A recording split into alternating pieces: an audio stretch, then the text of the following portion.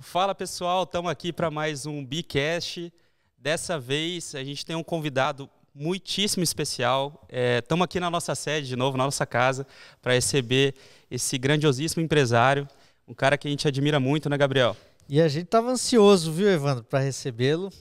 Tentamos marcar uma vez, né, Jefferson? Não conseguimos. Inclusive, eu acho que é o Bicast que eu estava mais ansioso para acontecer aí. Com certeza a gente vai ter muitos insights poderosos e muitos ensinamentos no dia de hoje. E vamos apresentar, né, o Jefferson Nogaroli. É um cara incrível que eu conheço há pouco tempo, mas já admiro muito. E já me ensinou muita coisa em conversas e reuniões. E hoje vai ser um prazer compartilhar esse tempo com você, Jefferson, para passar todo esse ensinamento, toda essa grandiosidade de ser humano e de profissionalismo que você tem para o nosso público, para o nosso pessoal, que a gente, só retomando, né, rapidinho, a gente fala com os vendedores, corretores do mercado imobiliário, as pessoas que são apaixonadas por esse mercado e que a gente faz muito esforço para contribuir com a carreira deles, né, e que a gente consiga entregar um conteúdo de valor para melhorar tanto as comercializações do nosso mercado, quanto também as relações com o imóvel, né. Então, muito prazer, muito obrigado por estar aqui com a gente hoje. E eu já quero começar pedindo para você se apresentar, contar um pouquinho de você, da sua família e a gente começar a falar também de como você começou a sua carreira e como você chegou até o dia de hoje, né? Muito bem, talvez precisemos aí algumas horas a mais, mas vamos fazer um resumo, né? Então, boa noite, Evandro, Gabriel. O colega ali é o Gerson, é o Gerson. Né? Gerson fica ali no fundo, ali, só cutucando a gente. Então, boa noite a vocês, boa noite à audiência aí, né? Aos espectadores aí do programa de vocês, em especial os amigos corretores que têm essa missão de materializar os sonhos das pessoas, porque um dos principais sonhos, com certeza, é ter a casa própria, né? Com certeza. Então, é um processo, é uma etapa muito importante nessa indústria tão importante que é a indústria da construção civil. Bom, a minha história é simples. Eu sou Jefferson Nogaroli, tenho 57 anos até o meio do mês, depois já vai passar para 58. Que dia que é o aniversário? 22 de junho. O meu é dia 23 de junho. Coincidência aí, legal. Então, comecei a trabalhar novo, aí com 13 anos, sempre nos negócios do meu pai. Era primeiro uma pequena refrescaria, depois sorveteria. E depois ele montou o supermercado, isso eu tinha 17 anos, aí já fui emancipado para ser o sócio, né, que é a empresa hoje que é a CSD, né, que era, à época, o antigo São Francisco, depois com a fusão com o Cidade Canção, criou-se a CSD. Isso foi em maio de 82, né? E de lá para cá a gente vem trabalhando. Em 2010 essa empresa, que era o São Francisco, nós fizemos a fusão com os meus amigos do Cidade Canção, criando a CSD, né? Mas a gente já tinha outras empresas que faziam parte desse que a gente brinca aí, que é o Grupo Nogaroli, as empresas que são só da nossa família, né? Eu já tinha a Coopercard, já tinha, que é de cartão, a Argos, que é a empresa de desenvolvimento imobiliário, a CISA, que é a construtora, a Austin, que é a incorporadora, algumas empresas que faziam parte, né? E a CSD, que a gente tem essa sociedade com a família Cardoso, e também foi uma empresa que cresceu bastante, começou lá atrás com 120 metros quadrados e nenhum funcionário, só tinha eu, meus dois irmãos e o meu pai, né? E hoje estamos atingindo a casa dos 10 mil funcionários. É bastante gratificante ver o quanto a empresa cresceu, né? Legal. Eu sempre fui muito empreendedor, muito criativo.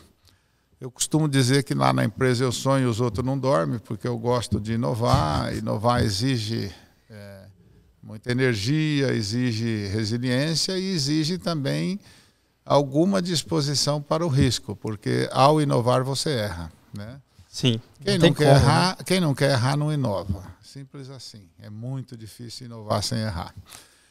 E eu sempre fui esse cara da inovação. Então, eu lá atrás no supermercado eu falei, puta, eu tenho que ter um cartão de crédito, porque se eu não tiver um cartão de crédito, as empresas que estão indo bem, como o Hipercard, que era um supermercado do Recife, criou um cartão que depois virou um caso de sucesso no Nordeste, né?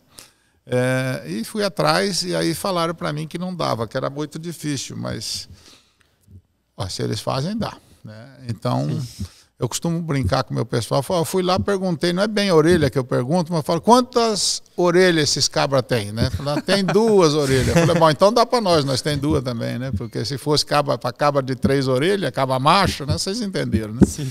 Então, eu sempre não me conformo com o não dá, né? Eu sou o cara que, a maioria das vezes, as pessoas falam, você está ficando louco. E normalmente eu gosto de ouvir isso, porque sempre eu ouço isso e a maioria das vezes acaba dando certo. Não quer dizer que eu nunca errei, porque eu erro bastante, mas a saldo médio, a conta corrente é credora, né? E fui criando a culpa, acho que com os meus irmãos sempre, nunca falar na primeira pessoa, na nossa família, né? Eu, por ser o mais velho, um pouco mais à frente. E também fui presidente da Associação Comercial, fui instituidor, fundador do Cicobi aqui no Paraná, presidi o sistema estadual até 3 anos atrás, ainda presido o Cicobi de Curitiba, fundei, trouxe a Sancor do Brasil, fui vice-presidente, então fui presidente do Sebrae, da Federação, da Associação Comercial, então eu costumo dizer que a empresa era pequena para a minha agitação, para a minha vontade de empreender, de fazer as coisas, então eu ficava fazendo essas coisas fora. Agora a empresa cresceu bastante, eu já tenho diminuído também, você vai ficando... Eu não estou ficando velho, mas eu estou ficando jovem há mais tempo, né? Então, a gente vai focando um pouco mais e também abrindo espaço para as outras lideranças. Mas, via de regra, essa é a minha história. Um cara que gosta de empreender. Ô, Gabriel, sabe o que eu acho incrível, ouvindo o Jefferson falar? É que a gente, hoje em dia, sabe que é uma regra básica das empresas que querem perpetuar, né? Inovação. Inovar e sempre estar inovando. O Jefferson fala disso de 1982, né? Então faz muito mais... Hoje a gente tá em 2020, né? Na década agora. E hoje só se fala isso, mas com certeza lá atrás, né, Jefferson, era uma coisa que era quase contra o mercado. Porque sempre, acho eu não estou tanto tempo assim no mercado, mas era uma coisa que as empresas evitavam um pouco por medo do risco, né? A inovação é risco. Se você não calibrar, você pode até quebrar. Então, eu gosto de uma máxima que eu uso, pensa grande e começa pequeno. Tá? Para ir para o céu tem que morrer, sabe? Se você não quer errar, você não vai inovar. Tá? Então, para inovar, e inovar agrega muito valor, você tem que pensar grande e começar pequeno. E mais do que isso, na inovação tem um outro predicado que se antecede a esse, que é a tempestividade. Tem que ser ágil, porque inovação que demora, ela fica obsoleta muito rápido, né? E hoje mais do que nunca, né? Então, lá no supermercado, eu fui o primeiro cara a pôr scanner. Eu não tinha dinheiro para comprar scanner, mas eu achei um cara que tinha uns scanners lá usados, comprei, coloquei. Eu fui o primeiro cara a vender com cheque pré-datado, o primeiro mercado pequeno de vila a ir para a mídia de TV, depois fiz a Quarta Verde, vocês que são jovens, mas é capaz de lembrar que tinha aquela musiquinha da Quarta Verde, né? Segmentando um dia, né? Na dia da Quarta Verde eu botava a barraca de pastel da feira na frente, né? E vendia um caminhão de pastel e muito hortifruti. O japonês, garantido eu quero colocar a semana inteira. Eu falei, não, só quarta-feira, né? Porque... Tem que ser escasso, senão também não vai. Se não tiver, se for todo dia não é feira. Então o dia da feira era quarta-feira, né? E aí a gente conseguiu ganhar tração, ganhar escala, ganhar preço e comprar com mais qualidade. Então, tudo isso é inovação. Depois, os outros mercados hoje é comum, né? Você vê terça e quarta verde, terça e quarta da verdura e tal. Mas, às vezes, a gente lembra de quem sai primeiro, né? Sim. Mas a inovação realmente está no meu DNA. Eu sempre gostei e acredito. E inovar, as pessoas têm uma coisa meio esquisita, até paradoxalmente oposta, que a inovação não é complexa, ela é simples, porque o genial é o óbvio, não é o complexo. Então a inovação pode ser coisa simples que você faz que agrega valor, sabe? Então a inovação vem em processos, vem no atendimento, vem em outras coisas. Não necessariamente significa tecnologia. Lógico que na era que nós estamos, a tecnologia ajuda muito, né? Mas não necessariamente ela é cara e é complexa. Sim. Isso faz muito sentido. Até uma coisa que eu lembrei aqui, Jefferson. Um dia eu fui numa palestra sua que você falou sobre cooperativismo. Uhum.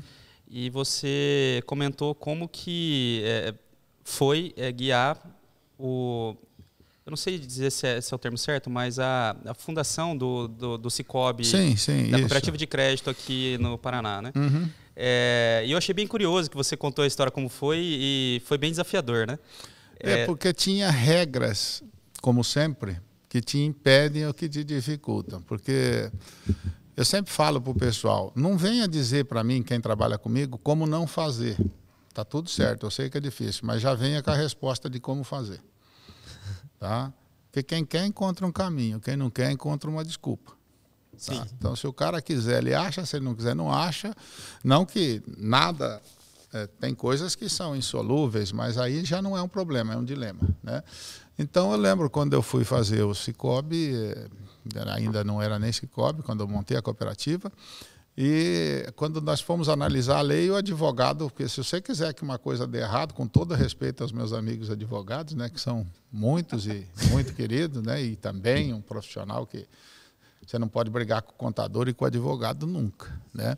Mas o advogado, ele coloca todas as possibilidades de dar errado sobre a mesa porque é o papel dele, né? E aquele que vê só o risco, se ele escutar o advogado, ele já para ali, vai para casa e toma um Gardenal e vai dormir, né? Sim. E quando a gente foi ver o processo lá de formalizar a cooperativa, na época tinha uma lei que dizia só pode abrir cooperativa de comerciante de confecção ou de comerciante de gêneros alimentícios. Tinha que ser segmentado ao máximo. Ora, bom, um banco nada mais é do que um intermediário que pega dinheiro de quem tem parado, sobrando, empresta para quem precisa, administra o risco e cobra uma taxa para garantir que aquele dinheiro, quando eu precisar de volta, volte. Esse é o papel do banco, ele intermedia as operações financeiras. E, mas que é inviável. Se eu fizer uma cooperativa de comerciante de alimentos, o mercado que toma não tem tomador, não tem aplicador e não fecha a conta, ou é pouco e tal. Então, nós fizemos o seguinte, qual é o maior, na presidência da Associação Comercial que eu estava, qual é o maior número de sócios que nós temos? Comerciante de confecção. Então, vai ser esse. Mas daí não pode ir supermercado, você já não pode. Eu falei, por que não posso? Né? Porque você não vende confecção. Eu falei, não, a partir de hoje eu mandei pendurar um boné ali, eu estou vendendo ele por R$ 1.500. O cara não compra porque não quer, mas eu vendo. Né? Então, a minha interpretação da lei foi o seguinte, primeiro a gente brincando, né, mas mudamos a razão social, adequamos, e outros colocavam lá no posto, lá, vende um boné. Tá? Por quê? Porque o Banco Central não vai vir aqui, então nós não fizemos nenhum ilícito, né? Mas enfrentamos aquilo e não deu nenhum problema. Hoje a lei, logo depois a lei mudou, facultando aí para que todos possam se filiar, né? Mas se você parar no primeiro desafio, não vai acontecer, né? E Jefferson, como é que você lidou com as pessoas que eu acho que a maioria é pessimista, né? Acho que a grande maioria é pessimista. Uhum. Isso é uma característica muito inata, eu acho, de inovação, de querer ser inconformado. Pessimista ou medroso, às vezes, mas a maioria, eu costumo dizer que tem 5% que é otimista, tem uns 35% que é meio termo e uns 60% que é pessimista. E que fica torcendo para o doido dar errado. Né? Então fica ali, e os 35 no muro ali, vai quebrar a cara e tal. Então é muito comum isso, mas é da natureza humana. Cada um tem um conforto e tal, mas a maioria das pessoas não gostam de correr risco. Mas é uma máxima na economia de que o risco está vinculado à proporção do seu lucro e vice-versa. Se você quiser correr pouco risco, pega o seu recurso e aplica na caderneta de poupança. Ela vai te dar 3%, 4% com uma inflação de 10%. Se você quiser ganhar muito dinheiro, você aplica na bolsa. Mas você pode não ganhar nem os 3% e perder 50% do seu patrimônio. Então, aí são níveis de apetite que tem que calibrar. Né? O medo excessivo não é bom, mas a cautela é boa, a prudência é boa. Tá? E assim, pensa grande e começa pequeno. Arrisca bastante, mas não arrisca tudo. Sim. Tá? Você teve figuras na sua vida que ajudaram a dosar o seu risco? Sim. Não. Sim, não só dosar o risco, mas principalmente inspirar, com certeza, né? Tive várias pessoas aqui de Maringá, posso dizer algumas aí, por exemplo, como o professor Wilson Matos, o Luiz Lourenço da Cocamar, né?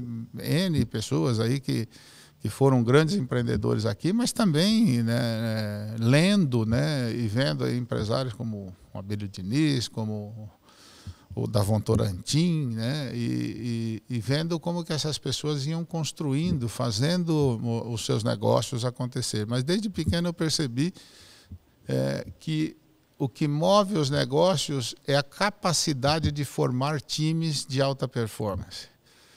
Porque quem não entender de gente não entende de negócio. Porque cliente é gente, né? Time é gente. Time é gente, fornecedor é gente, tudo é gente, né? Então você tem que gostar de gente, tem que lidar com gente, tem que formar a equipe e tem que fazer o cara correr. Tem que fazer o cara crescer. Eu não gosto de gente lerda. Eu falo, prefiro segurar do que empurrar. Porque se empurrar, eu empurro para fora. Não tem muita paciência, não. Eu costumo brincar com a minha turma, né? E às vezes você, para motivar o cavalo, você põe aquela cenoura na frente, lá para o cara ficar animado. Mas tem uns caras que é meio morno, eu falo, bota o nabo de trás, que às vezes o cara motiva mais rápido. Então, se não for por um, vai pelo outro. Né? O seu Mário Gazin, né? Que o Mário também é uma baita de uma referência. Sim. Esse estudo aí, reprovar no teste de bobo, não passa nem colando. Isso é verdade. Mas ele fala para os liderados dele, né? Ele fala assim, ó, filho, é o seguinte, se eu te mandar embora, eu não te contrato de volta. Mas se ele te mandar embora, eu recontrato. Então agiliza e faz as coisas que eu tô falando, senão eu vou te mandar embora e acabou, entendeu? Então é um jeito simples de falar assim, ó, se eu não se mexer, você tá fora, né? Tem que se mexer, senão não vai dar, não. Mas, ô Jefferson, sabe uma curiosidade que eu tenho? Quando você estava contando do tanto de coisa que você participou e conseguiu guiar e consolidar, a gente é novo, né? E tem muita vontade. Quando você estava falando da inovação, que a gente lançou um empreendimento que os apartamentos eram de 28 metros quadrados e todo mundo me chamou de louco na época, né? Chamou a gente de louco. Mas eu, desde que eu vi o seu projeto, eu gostei de primeira, tá? Ah, legal. Isso é um ótimo feedback, né? Uhum. Até porque, para nós, assim, é sempre aquele... Já mandei cadastrar lá que eu vou comprar uns 2, se você vender fiado. Comprar eu sou bom, pagar já não pode. Já não garanto, aliás. Já vamos já reservar aqui, né, Gabriel? Mas, assim, nesse intuito todo, assim, a gente tem uma pequena demonstração de quanto que dá trabalho inovar, né? Estamos no começo do caminho, mas a gente já experimentou um pouquinho. E me bateu uma dúvida gigante, assim, como que você conseguiu dar conta de tanta coisa, sabe? De tantos negócios, tantas frentes, entendeu? É fácil, você abre compartimentos, mas eu trabalho muito concatenado. Tudo que eu vou fazendo, eu vou pensando muito antes. O Eurogard eu tinha começado com 7 anos de idade, eu já sabia que eu queria fazer um negócio desse. Então eu já brincava e tal, eu já pensava, um bairro que o Eurogard é um bairro que eu gostaria de morar. Por isso que eu criei aquele slogan lá, que é o lugar que você queria viver, né? Lugar que você queria viver, porque morar é mais que viver. O lugar que você queria viver, mas não sabia onde ficava. Tá? Por quê? Porque ele vai ter essa aura, essa coisa e tal. Agora, você só consegue fazer muitas coisas se você tiver gente, tiver equipe boa, se você tiver pessoas de alta performance. Tá? Mas se você delegar, não delargar.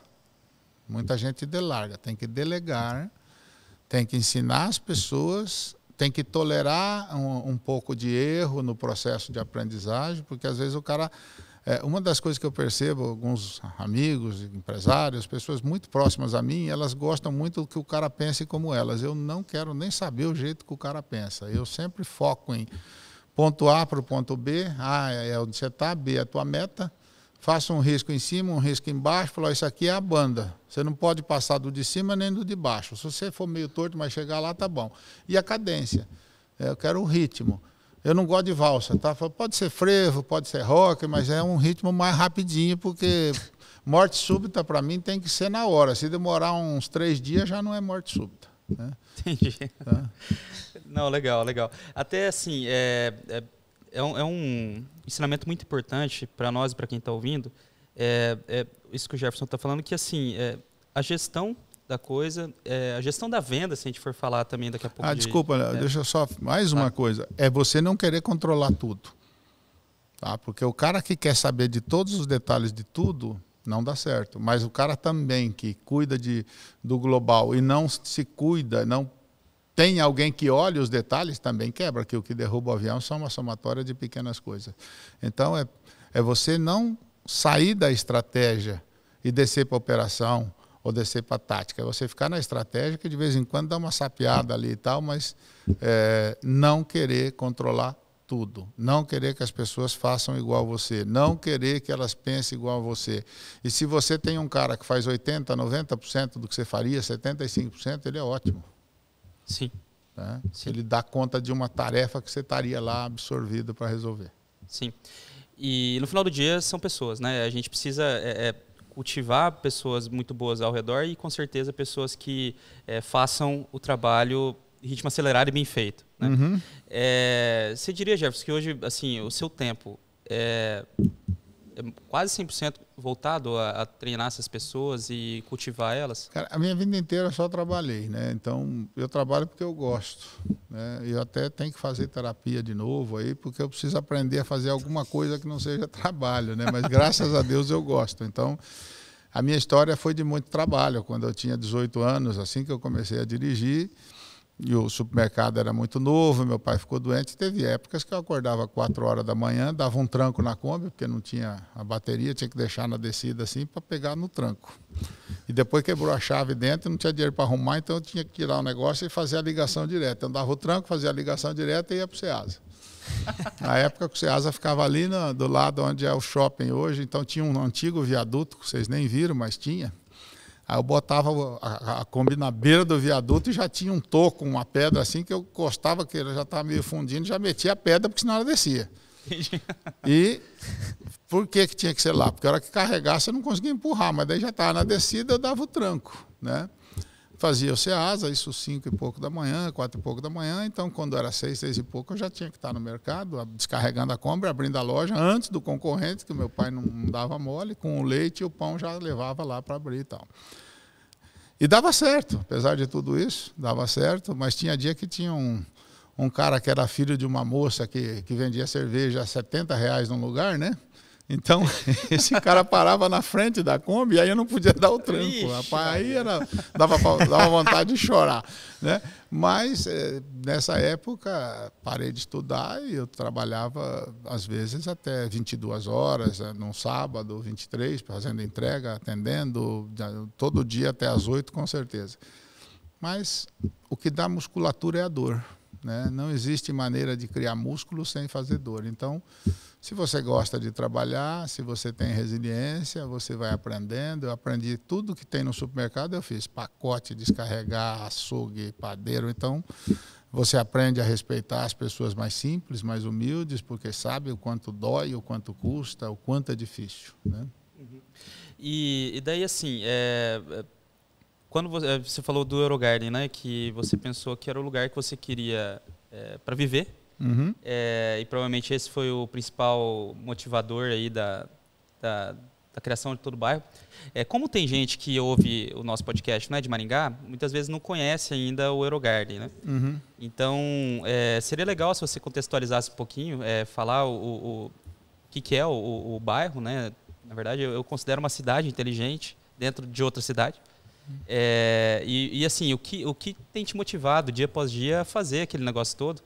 E o que vem por aí, né? O que a gente pode esperar desse grandioso empreendimento? Né? Bom, o Eurogarden é uma mini cidade, é uma cidade dentro da outra. É um empreendimento vertical, numa área de 60 hectares. Lindeira é uma área pública de mais 80 hectares, que vai ser um centro cívico da cidade. Uma área global de 1.400.000 metros, Eurogarden 600.000 metros bruto. Ele foi pensado, e quando eu contratei os arquitetos muito bons, que eram da França, e eles já falavam numa cidade caminhável, coisa que eu, que sempre gostei de inovação, eu falava, você tem certeza, bicho? Né? Não, tal, né, e tal, mas aquelas alamedas que existem, fui eu que pedi, que eu queria. Legal. Alamedas, né? Mas eles já tinham esse conceito. Então o Eurogarden nasceu moderno, apesar que ele foi feito lá em 2010, 2011, acho que 2013 terminou o primeiro master plan consolidado, porque mudou rua, mudou o sistema viário, né? Mas ele já nasceu com esse conceito. E hoje ninguém duvida mais que as cidades modernas serão as cidades caminháveis, né? Sim. Mas tem que ser uma cidade caminhável segura, porque a segurança é imprescindível, né? Você fala, pô, vou morar no Rio de Janeiro, vou morar em Ipanema, mas se você não tem segurança, não tem lugar bonito, né? Então a segurança é principal, a beleza, a paisagem, o verde, a arquitetura, isso é importante, mas a segurança é imprescindível. Então, essa ideia do Eurogarden nasceu de fazer um lugar como aqueles que tem essa descendência europeia, você gosta tanto, né, quando você vai na Itália, vê aquelas cidades pequenininhas e tal, aquele troço bacana, então eu queria um pouco disso, né? E foi pensando nisso que a gente criou esse bairro. Ele tem esse conceito, o Eurogarden é isso mesmo, é um jardim europeu, com um conceito de caminhabilidade europeu. Em 5 minutos você anda quase todo o Eurogarden, se você quiser atravessar ele, você atravessa em 10. Né? No meio você vai para qualquer lado em 5. Né? Uhum. E o conceito também de você viver, trabalhar e morar no mesmo lugar, que tenha um circuito de ruas caminháveis só para pedestres e ciclovias, faz com que você não necessite de carro, que você não tenha que pagar imposto de carro, que você possa andar a pé, que você possa caminhar, né, de bicicleta, e isso tudo facilita a vida. Mas faz principalmente uma coisa que tem preço e as pessoas não costumam medir. Não é a gasolina que é cara, lógico que para quem é mais tem um rendimento menor, ela impacta mais. Mas o que é caro é o tempo, porque você pode perder dinheiro, mas você pode recuperar, mas tempo você não recupera. E o tempo de qualidade é muito bom. Né? Aquele tempo que você está no trânsito, não é o caso de Maringá, que tem um trânsito relativamente bom, né, em proporção às grandes cidades, mas se você está num tempo que não é útil, que não é legal, é ruim. Eu lembro quando a minha mãe me levava na escola, ou meu avô às vezes me levava na escola, eu ia caminhando. E eu lembro quantas coisas o meu avô me ensinou. Os principais princípios que me norteiam ainda hoje foram dessas conversas. As pessoas não têm mais tempo para conversar. Elas não têm aquele tempo útil para se entrosar. Então o Eurogarden busca resolver isso. Você pode sair da sua casa, pegar o seu filho, a sua esposa, ela, vamos dizer, vamos pegar o Eurogarden ali, tem um hospital. Ela é médica, então ela vai trabalhar lá no hospital, o marido é advogado, deixa o filho na escola ali, que vai estar ali também, e vai no escritório, e depois vai no fórum, volta, almoça em casa, todos juntos, ou almoçam juntos num dos restaurantes e tal. Então, esse pragmatismo é o que a gente quer que as pessoas tenham. Porque eu acho que esse será o futuro das novas cidades. As cidades verticais, as cidades horizontais estão fadadas a ter problemas gravíssimos, tá? Porque não existe cidade longe, metrópoles muito longas, se não tiver sistemas de transporte público de massa. E não existe sistema de transporte público de massa que não aglomere nos horários de pico. Sim. E depois da pandemia, isso realmente é um problema que terá que ser observado. Tá? Pela qualidade do ar e tudo mais.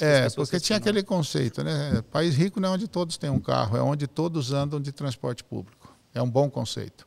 Só que é o seguinte, esse transporte público que aglomera é um problema na medida em que surgirá em algum momento, apesar que nós estamos mais aptos para enfrentar uma pandemia agora do que estávamos nessa, mas você não sabe que tipo de vírus que virá, mas virá. Então, é muito melhor que as pessoas morem e trabalhem tudo perto. Porque o transporte público é uma invenção dos tempos modernos, não tinha transporte público, as pessoas moravam perto de onde trabalhavam. Né? Sim. E é muito mais lógico, até porque cada vez você vai ter menos gente andando de transporte público, isso vai ficando caro e você faz uma cidade muito longe, o cara tem que andar 30 quilômetros até lá no bairro, pegar a pessoa e trazer para o centro. Mas lá a densidade é baixa, e aí ele põe uma frequência menor, então tem ônibus de 2 em 2 horas. É horrível, porque o cara não vai ter um serviço de qualidade, a empresa não vai ter resultado, o sistema inteiro entra em colapso. Sim. Né? Então nós temos que buscar alternativas para que as pessoas possam, e também esse tempo, né? Porque você começa a truncar o trânsito com esse grande deslocamento. São Paulo você tem pessoas que gastam 2 horas, até 3 horas para ir, mais 2, 3 para voltar. Então o cara acorda às 4h30, 5 da manhã para chegar quase à meia-noite em casa. Ele só acorda, vai no escuro, volta no escuro e às vezes não dá tempo de dormir, né? Para a gente hoje, a gente que mora em Maringá, que já é uma cidade que tem já N vantagens em relação a São Paulo nesse sentido, né? Já acho um absurdo, né? Eu fico imaginando daqui 2, 3 anos, quando o Eurogarden já tiver pessoas indo e vindo com mais frequência, fazendo tudo isso que você comentou, quão mais absurdo isso vai soar ainda, né? A pessoa sair de casa muito cedo, porque ela tem que pegar transporte e perde muito tempo no transporte. Depois ela tem que sair do emprego, pegar um transporte também, voltar para casa. E tudo isso eu vejo que é um futuro que vai ser eliminado a longo prazo, né? E eu acho muito... Faz tempo já que eu tenho contato com o projeto do Eurogarden, e eu acho muito nobre o propósito, né? Inclusive, nós da Bravo estamos para lançar um empreendimento ali na cabeceira do início do Eurogarden, ali na Avenida Petrônio Portela, que, até onde eu tive notícia, vai ter todo um parque linear saindo dali, né, Jefferson? A previsão do poder público, está sendo feita uma concessão da área para a prefeitura para que ela possa fazer esse parque, que seria um parque de quase 2 quilômetros de comprimento, com 120 mil metros quadrados, né, e um grande parque totalmente aberto. Nós temos bons parques em Maringá, o Parque do Ingá, o Bosque 2, mas nenhum deles a gente usa. A gente usa muito a calçada deles, o Parque do Ingá usa um pouco, né, tem bastante coisa para fazer, mas pela declividade e tal, ele acaba, às vezes, sendo pouco explorado. Sim. E até eu brinco, né, com as pessoas que me perguntam que para mim vai ser o Central Park maringaense, né? Ele estará para Maringá como Central Park, porque ele terá um conceito, eu imagino que a prefeitura vá por aí, de Central Park. Né? Legal. E quando a gente estava planejando o Big Garden, né, que é o nosso próximo lançamento, a gente não sabia de todo esse contexto ainda com mais detalhes do Eurogarden. Só que a gente já tinha essa provocação, Jefferson, de encurtar a distância das pessoas. É claro que a gente está numa área de 3.540 metros quadrados, o Jefferson falou de 600 mil metros quadrados de área bruta, né? E mais ainda os 800 mil, quer dizer, quase 800 mil ali também da área pública, seria, né? 1.400.000 total. Mas em 3.540 a gente tentou trazer equipamentos que vai possibilitar as pessoas a encurtar distâncias, né? Então, o Open Mall embaixo, que terão 19 lojas, a gente pretende direcionar as lojas para realmente as pessoas terem serviços no hall do prédio, né? Um conceito de novo urbanismo também, que as pessoas consigam transitar ali em todos os sentidos, sem barreiras, né? Porque hoje o que a gente vê muito também nas cidades é que chega um empreendimento, é um murão, né? Um murão, às vezes, ou de vidro, beleza, tem visibilidade, mas você não consegue passar por dentro. Uhum. Então você tem que andar pela calçada. Uhum. E isso causa insegurança, né? Problema de segurança pública e também tira a conexão das pessoas com os lugares, né? E depois a gente construiu também, colocou ali em cima salas comerciais e um prédio todo preparado para receber toda essa envoltória de serviços e facilitação na vida das pessoas. E daí quando a gente olha o Eurogarden e tem toda essa prospecção, esse propósito, né, de entregar isso com ainda mais, com muito mais, na verdade, subsídio, né, com muito mais propriedade, é uma coisa que nos encanta muito, a gente acha muito legal. Então, até estou curioso, Jefferson, para saber quais vão ser os próximos passos ali do bairro. Você consegue abrir alguma coisa para a gente ou ainda é muito sigiloso? Não tem muito sigilo. Na verdade, é assim, o que nós não temos é pressa, né? Nós queremos fazer bem feito, queremos fazer algo diferente. O Eurogarden provavelmente será o primeiro bairro do mundo a ter uma certificação LEED Platino e o WELL Platino concomitantemente, né? A WELL, para aqueles que são do mercado imobiliário, a maioria talvez ainda não conheça, mas deverá ocupar cada vez mais espaço porque ela tem a ver com saúde, com qualidade de vida. A LEED tem mais a ver com sustentabilidade, consumo racional de energia, água, essas coisas. Então, os dois juntos formam um belo de um contexto. Então, nós trabalhamos com isso. Não é fácil fazer, né? Mas estamos conseguindo estamos com a sinalização da assessoria de certificação de que vamos conseguir, provavelmente, essas certificações com uma pontuação bastante alta, né? E desenhando processos que vão criar um fluxo de segurança constante. Como você falou muito bem, a sua fachada é uma fachada ativa, que ela tem comércio e tal, com um mix que atenda aquelas pessoas, mas que atenda o entorno do bairro também. E isso vai criar um efeito principal para as pessoas, é a segurança. Primeiro oxigênio, água, comida, depois segurança. Não sai disso. Sim. Porque você pode ter o que você tem. Se você tiver medo de morrer, do teu filho ser assaltado, sequestrado, atropelado, a sua qualidade de vida cai no chão. Então, quando você tem uma fachada ativa que conseguir mesclar produtos, serviços ali para atender essas pessoas e o entorno, mas também que comece a trabalhar uma padaria às 6 horas da manhã e que pare às 22, você cria aquela coisa da frequência, do fluxo, e isso ajuda a manter a qualidade, a afastar problemas de segurança, né? Então, nós estamos pensando tudo nisso, né? Facilitar esse processo, mas com muita área verde, com muito pássaro. Nós estamos fazendo um paisagismo que a gente planta lá árvores que não são bonitas.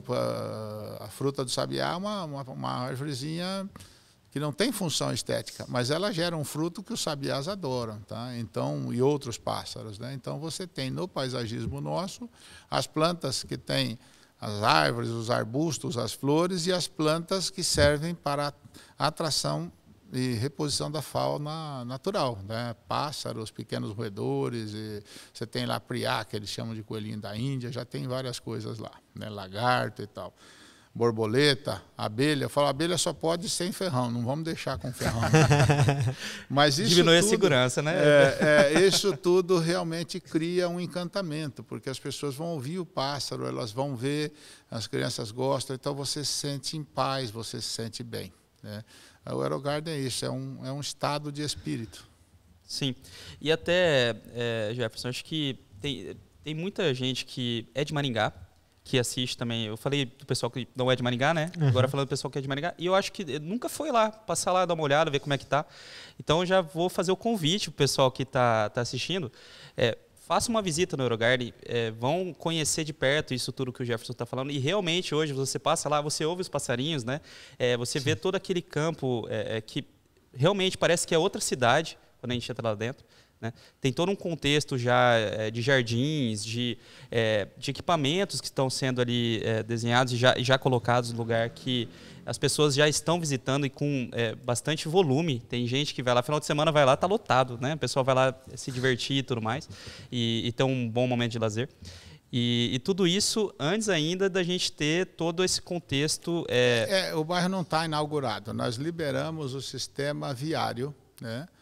E o bairro está oficialmente apto a receber construções. Tanto é que nós estamos fazendo o primeiro empreendimento, que será a sede do AeroGarden, né? Mas ele estará inaugurado muito próximo à primeira etapa daquilo que é o padrão AeroGarden em dezembro.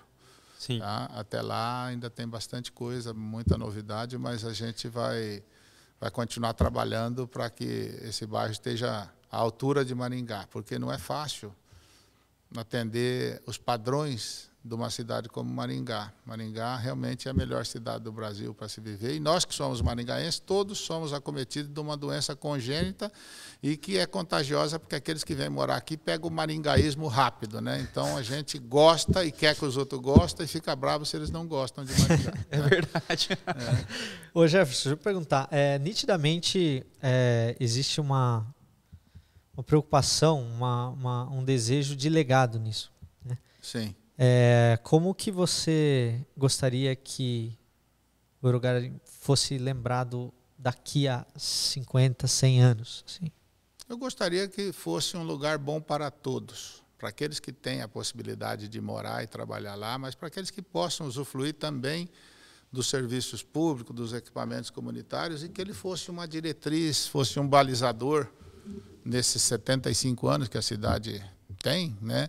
De perpetuar esse planejamento urbanístico. Poucos sabem, mas Maringá é uma cidade que tem um conceito moderníssimo. Poucos anos, no começo do século, que começou-se a fazer a cidade jardins, que é um conceito britânico, inglês, né? Então Maringá é uma cidade jardim, por isso que ela é bonita, por isso que ela é impactante, né? Por isso que eu falo, Maringá é o lugar, o Eurogard é o lugar que você quer morar, mas não sabe onde fica, porque ela é acolhedora, essas árvores. Quando você anda em Maringá, você vê tanta árvore, né? É um caso, por exemplo, poucas pessoas sabem também, mas Maringá é uma cidade que o centro de calor da cidade não está no centro, está na periferia, por conta dos bosques e das árvores antigas. Mas a periferia não põe, não, é que as árvores não cresceram ainda, porque todo mundo gosta de árvore. Então, a ilha de calor em Maringá não está no centro, está na periferia, né? E a árvore humaniza, né? A árvore, se você vê as árvores nossas aí, algumas árvores aí, peixe, bipirunas, tem troncos de 2 metros e pouco de diâmetro. Então, se a calçada não tiver 4 a 5 metros... Não comporta, né? Não comporta, né? Então, o Eurogard foi pensado para manter esse padrão e melhorar um pouco, né? Trazendo um pouco de paisagismo europeu, mas vamos ter lá pau-brasil, vamos ter lá bastante peixe, que já estão preparados para a segunda etapa, né? Tem até algumas árvores exóticas que eu comprei e vou plantar 10 sequoias, né? A sequoia é aquelas árvores que tem mais de 1000 anos. O Vale das Sequoias. Lá. Mas você é louco? Eu falo, não, mas eu vou plantar para que alguém saiba que isso é uma sequoia. Daqui 1000 anos vão falar, teve um doido que pensou de plantar a sequoia, porque eu acho legal. Eu adoro árvore, né? Então, eu realmente sou um cara que ama a natureza e especificamente a árvore é uma paixão. Legal. Você já foi para o Vale das Sequoias? Ainda não. Não? Eu fui já para os Estados Unidos várias vezes, mas sempre é trabalho. Mas a próxima eu vou. Tem em Los Angeles também tem um bairro que cada rua tem uma árvore diferente. Uhum. Então ele tem, enfim, tem lá umas, sei lá, 50, 60 tipos de árvore diferente, cada rua tem uma. Maringá bonito, tem um pouco disso, né? Se você andar em Maringá, você tem as avenidas com palmeiras imperiais, com tamareiras, com ipê branco, ipê roxo, cibipiruna. Então, o nosso querido Dr. Aníbal Bianchini, mais a equipe toda da Companhia de Melhoramentos, da família Vidigal, foram muito, muito, muito bons para a nossa cidade. Fizeram uma coisa bacana, ganharam dinheiro, mas deixaram um baita de um legado. Sim. Jefferson, além dessa parte toda de qualidade de vida e bem-estar que está sendo concretizada lá no Eurogarden, o que você pode adiantar para o pessoal, agora falando um pouco do mercado imobiliário, em termos de edificação? Né? O que o pessoal pode esperar aí no médio e longo prazo das edificações que vão ter lá no Eurogarden? Agora sai o centro de experimentação, logo em seguida deve iniciar um prédio de tecnologia, já está praticamente todo vendido, né? São incorporadores, nossa empresa vai estar junto, então é uma empresa muito grande, mais alguns investidores, um prédio que deve ter aí 22 mil metros de área, um prédio muito bonito, e que junto com o Eurogard vai conformar isso que é a cara do Eurogard. Depois, nós temos aí a previsão de ativar o que a gente está chamando de distrito de lazer e esporte e gastronomia, que é a parte posterior, lá na outra quadra, perto, para frente das praças italianas, onde nós vamos colocar ali atividades como beach tênis, um pequeno distrito gastronômico, para gerar um fluxo. Depois, em seguida, virão os primeiros empreendimentos, provavelmente 2 ou 3 no começo do ano, apartamentos, um empreendimento para apartamentos um pouco menores, tipo do BI, né? E já um pouco maior, e mais alguma coisa comercial, talvez um open mall numa daquelas alamedas, né? Mais ou menos é isso, é lógico que quem manda não sou eu, é o mercado, né? Então a gente vai traçando as estratégias e vai se adequando. Mas eu estou bastante satisfeito. Existe até muita gente que fala, vocês não vão vender? Aqui ainda não está pronto. Tá? Mas não tem lote à venda porque os lotes são grandes, né? Lote a partir de 4 mil metros e como a área edificável é 4,5, então você não dá para... Dá, mas seria antieconômico comprar uma área daquela e fazer um terreno só com uma laje. Sim. Uma construção com uma laje. Mas eu diria para você que sai aí provavelmente até o começo do ano 5, 6 empreendimentos, depois ele vai ganhando tração, né? E nós já vamos começar a desenvolver a segunda etapa, que vai até lá no fundo, onde planta os girassóis. Legal. Então, até uma novidade bacana, né? Pesquei aí na fala do Jefferson, vai ter espaço então para apartamentos compactos também lá, né, Jefferson? Vai ter espaço, porque essa é uma tendência, porque você tem um apartamento de entrada para os casais, para aquele jovem. Por exemplo, ali do lado nós devemos ter uma posição de 2.000 pessoas com TI, salário médio de 7, 8 mil reais. Então esse cara pode comprar um apartamento de 20 e poucos metros, 30 metros, porque ele é solteiro, tem 20 e poucos anos, ele não quer outra coisa, ele quer isso. E quer qualidade de vida, quer estar ali do mas lado. tem que ter o serviço como vocês vão oferecer com a House, né? Sim. Tem que ser a PB, a prova de burro, né? O cara sai da casa da mãe, leva a malinha, entra lá e funciona tudo, porque... Lava roupa, já tem mercadinho, já tem... brincar do APB, mas é assim, tem que ser fácil, tem que ser easy, né? Tem que facilitar a vida de fato. Porque eu sei, porque, por exemplo, a família tem um apartamento em Curitiba, às vezes eu chego lá, a TV a cabo não funciona, outro dia não estava funcionando a internet. Não tem quem arruma. E eu não tenho tempo, então fica lá sem. Aí eu entro lá, pego o 4G do meu celular, se eu quiser assistir alguma coisa, tem que entrar no celular, no notebook e ver por Wi-Fi, né? Senão eu não consigo ver. Então, é uma situação que você tem que oferecer o serviço. Eu acho que só o apartamento pequeno é fácil fazer. Isso já existia lá atrás, chamava kitnet. Sim. Tá? Mas aí o que você tem que oferecer é essa comodidade, na verdade tem um nome melhor, essa conveniência, né? Tem que ser conveniente. Sim. E isso acho que é muito conectado com o que a gente acredita que é a moradia do futuro, né? A gente falou há pouco do cooperativismo, que o Jefferson foi um dos precursores aí nacionalmente, né, Jefferson? Da parte da cooperativa de crédito. Agora a gente está falando de economia compartilhada e imóveis, né? Que é exatamente isso, a gente criar meios de servir o usuário, o morador, de forma barata e inteligente, né? E que ele realmente se sinta acolhido pela moradia. Não é mais um teto, não, é um lugar que ele pode realmente ser mais ágil, mais feliz. A gente também está pensando em certificações, né? A gente não chegou na Platinum, mas a gente está fazendo a Gold ali. Mas tá bom. Ótimo. É legal que a gente fala daí coisas que a gente nunca mediu, né? Quantas vezes troca o ar da sua casa no dia? Num apartamento desse, a gente conseguiu medir. Então, a gente vai conseguir trocar o ar da pessoa a cada 3 minutos. E isso a gente fala assim, que coisa, né? Besta, né? Quem quer saber disso? Aí tá? Você vai entrar, por exemplo, se você tem troca constante, permanente de ar, você tem saudabilidade, é um ambiente mais saudável, né? Isso, você dorme melhor, você consegue, no caso, produzir mais. Esse conceito que vocês estão trazendo aí, que já é um conceito já tem nos maiores centros, outros países, é um conceito de concierge, de hotelaria, né? Então, se você for em alguns hospitais hoje, você já vê que lá já não é mais um hospital para te castigar. Já tem lá um frigobar, já tem não sei o quê, então é um conceito de hotelaria. Esse conceito é de hotelaria, é de você atender, como você vai num hotel, eu preciso disso, preciso daquilo, então tem alguém que vai resolver o seu problema e vai cobrar por isso. Sim. Tá? E você vai pagar feliz porque vai resolver. Exato. A coisa mais chata é você chegar em casa à noite e não ter uma TV para assistir, não ter uma internet para... O cara fala, mas vai ter que pagar. Vai, mas do outro jeito você paga também, só que você demora para resolver. E dá mais dor de cabeça. E estressa. Né? Exato. Estressa. Ô Jefferson, estamos acabando ao final do nosso tempo, né? E muito bacana o bate-papo. Acho que a gente teria aí pelo menos umas 3 horas de pergunta, né? Mas até pelo contexto aqui do nosso podcast, a duração, a gente pesquisou bastante sobre e viu que se passar muito de 1 hora também o pessoal não assiste. Então não adianta também a gente ficar muito tempo aqui. Não, se você não conseguir dar o seu recado em 30 minutos, é o biorritmo das pessoas, mais que 30, 40 minutos você perde a concentração. Exato.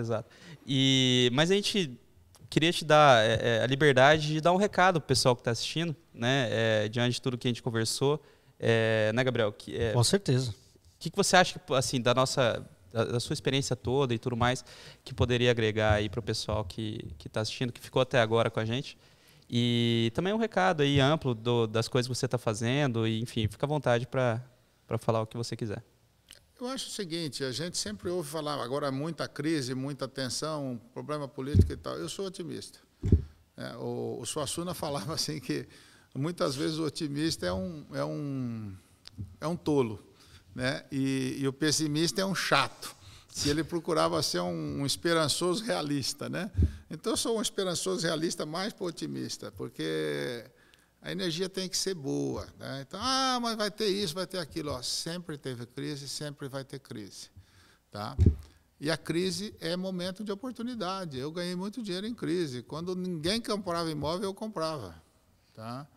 Por quê? Porque são nos contrafluxos que, às vezes, você faz as coisas. Então, primeiro, não confiar demais, não acreditar demais nisso. Fazer a sua parte, se preparar, ter resiliência, né? E saber que um país como o Brasil não tem vocação para dar errado, uma cidade como Maringá não tem vocação para dar errado, né? E por isso que eu entrei nesse segmento de imobiliário, porque eu acho que o imóvel é sempre um investimento seguro, tá? O imóvel é aquilo que um amigo meu que era libanês, ele falava assim, Jefferson, é bem de raiz com renda. Né? Então, um bem de raiz com renda, porque a curva da valorização, se o local é bom, se o local é ruim, não valoriza. Sim. Se o local é bom, o produto é bom, você tem valorização. Mas eu digo para as pessoas assim, terem fé, confiança, se prepararem para momentos difíceis, porque é na paz que se prepara para a guerra. Então, você tem que estar preparado para os momentos difíceis nas épocas boas, né? E não acreditar demais em tudo aquilo de ruim que a gente vê e enfrentar. Eu sou otimista demais. Eu realmente acho que se o cara jogar do 100º andar, eu estiver caindo ali para o 40º, o cara está na janela, fala, e daí? Fala, até aqui está tudo bem, lá embaixo está tudo bem. Então, eu tenho essa coisa, o cara me liga, normalmente você me ligar, o cara fala, está tudo bem? Fala, está ótimo com picos de excelente. Legal. Aí o cara fala, eu falei, que eu estou deprimido, depois melhora, né? Mas é a maneira de encarar a vida, isso até porque, tecnicamente, é neurociência. Se você se programa, se você... Não que só vai dar tudo certo, você vai... Não é isso. Mas é você estar aberto para que as coisas aconteçam. Então, quem quer encontra o caminho, quem não quer encontra uma desculpa. Né? Sim, isso é verdade. Até você falando isso, eu sempre lembro de uma frase do Jorge Paulo Lemann, que eu vi numa entrevista dele, que ele fala que as pessoas só veem a matéria que sai no jornal, né? Só veem a matéria que sai na revista, as glórias. Mas não sabem todos os pesares que é preciso passar para chegar nessas glórias, né? Então, ter esse otimismo todo, com certeza todos os dias não são fáceis, né? Não, e nem todo dia você tem. Por isso que eu falo, quando eu não estou bom, eu falo ótimo, picos excelente. Quando eu estou bom, é com rebarba de maravilhoso, só picada de sensacional. Mas não, e isso é uma coisa que nós temos que aprender, porque assim como o tempo tem dia que chove, tem dia que é frio, tem outono, tem inverno e tem verão, a gente também tem dias bons e dias ruins. Isso faz parte da vida, porque as pessoas acham que é possível você viver no êxtase. O êxtase é o pico. Quem quer viver no êxtase quer ficar no pico. Não há pico se não houver vale. Aí o cara vai para a droga para ficar no êxtase. Ele fica no êxtase 5 minutos, de meia hora, depois ele vem para a depressão. Então, picos e vales nos negócios, na vida, nos sentimentos, é assim. Você tem que administrar para estar em equilíbrio. Nem muito e nem pouco. Quando está no pico, aproveita. Quando descer no vale, também aproveita. Reflete, muda e tal, porque a vida é assim. Sim, é verdade. É um ensinamento grandioso aí para o dia de hoje, né, Gabriel? É isso aí. Obrigado, Jefferson. Queria agradecer aí o pessoal que está nos assistindo até agora. Pedir para você colocar aqui nos comentários o que você mais gostou do que você viu nesse episódio. Se você lembrou de alguém, compartilha esse vídeo. Manda para a gente assuntos que vocês querem que a gente fale e pessoas que vocês querem que a gente traga. E é isso, Evandrão. Agora a gente precisa encerrar a live, porque a gente tem que conversar com o Jefferson para... ali aquele banner ali, os vermelhinhos já são as unidades que já não estão disponíveis. Então tem que ir ali escolher já logo, Jefferson. Vamos marcar a minha aí, pronto. Senão daqui a pouco... Vou levar 2. 2 andar? Vou levar 2. Pode. 2 andar. Depende do preço. Tá? Eu compro 2 andar. Eu só preciso de um prazinho de carência. Uns 30 anos eu levo. Uma vez perguntaram se eu estava vendendo o mercado para uma rede muito grande aí, tipo Carrefour, né? Sim. E eu não estava, né? Daí eu falei, não, na verdade eu não estou não, eu estou comprando. Eu falei, claro, eu só não acertei o preço, eu pagava. Eu pedi 60 anos de carência, vocês não quiseram. Se aceitasse, tinha comprado, né? É isso aí, gente. Valeu, obrigado aí e vamos para a próxima. Obrigado, pessoal. Até mais. Prazer, um abraço.